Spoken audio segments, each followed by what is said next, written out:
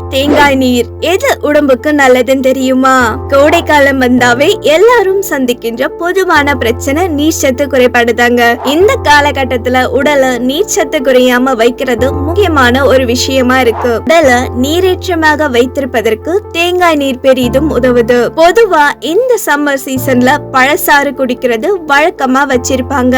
அதே மாதிரி இளநீரும் தேங்காய் நீரும் கோடை காலத்துல குடிக்கக்கூடிய சிறந்த பானம் சொல்லலாம். ஆனா தேங்காய் மற்றும் இளநீருக்குள்ளே நிறைய வேறுபாடு இருக்கு. முதலாவது தண்ணீர் அளவு. வழக்கமான தேங்காயை விட இளநீர்ல அதிக நீர்ச்சத்து காணப்படுது. இது அதிக நீரேற்றத்துடன் இனிப்பு சுவையை தருது. அதே சமயம் வழக்கமான தேங்காயில குறைந்த அளவு தண்ணீர் இருக்கும். ஆனா இதுல தான் அதிக சத்து இருக்கும். இரண்டாவது கொழுப்பின் அளவு. இளநீரை முதிர்ச்சி அடைவதற்கு முன்னால அறுவடை செய்வதால இதுல கொழுப்பின் அளவு சற்று குறைவாகவே காணப்படுது.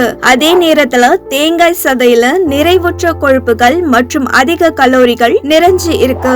இது எடை குறைப்பவர்களுக்கு மோசமான தேர்வாக அமையலாம். மூன்றாவது நார்ச்சத்துக்கள். இளநீரை விட சாதாரண தேங்காயில் அதிக அளவு நார்ச்சத்துக்கள் நிறைஞ்சிருக்கு. இயற்கையாவே நார்ச்சத்து பெற விரும்புபவர்களுக்கு தேங்காய் ஒரு நல்ல தீர்வா அமையுது. நான்காவது செரிமான தன்மை. இளநீரின் சதை மென்மையாகவும் அடர்த்தியாக மற்றும் கிரீமி அமைப்பை கொண்டுள்ளதால் இது எளிதில் செரிமானம் செய்ய உதவுது. அதே போல தேங்காயில சதை கடினமானதாக இருப்பதுடன் அதிக நார்ச்சத்துக்களையும் கொண்டுள்ளதால இது செரிமானம் அடைய அதிக நேரம் தேவைப்படுது. இளநீர் குறைந்த அளவு கலோரி, கொழுப்பு உள்ளடக்கம் மற்றும் அதிக நீர் உள்ளடக்கத்தையும் கொண்டு இருக்கும். மேலும் இது எலக்ட்ரோலைட்டாக செயல்படுது. எனவே இளநீர் பெரும்பாலும் ஆரோக்கியமானதாக கருதப்படுது. இதனுடன் இளநீர் நீரேற்றமானதாக இருப்பதால் இது உடற்பயிற்சிக்கு பின் குடிக்க வேண்டிய பானங்களில் சிறந்ததாக இருக்கும்னு மருத்துவர்கள் அறிவுறுத்துறாங்க.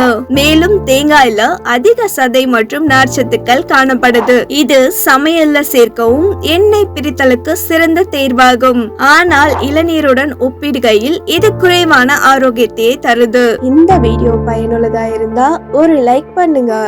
நம்பர் 1 ஹெல்த் டிப்ஸ்க்கு ஃபைண்ட் ஹெல்த் சேனலை சப்ஸ்கிரைப் பண்ணுங்க.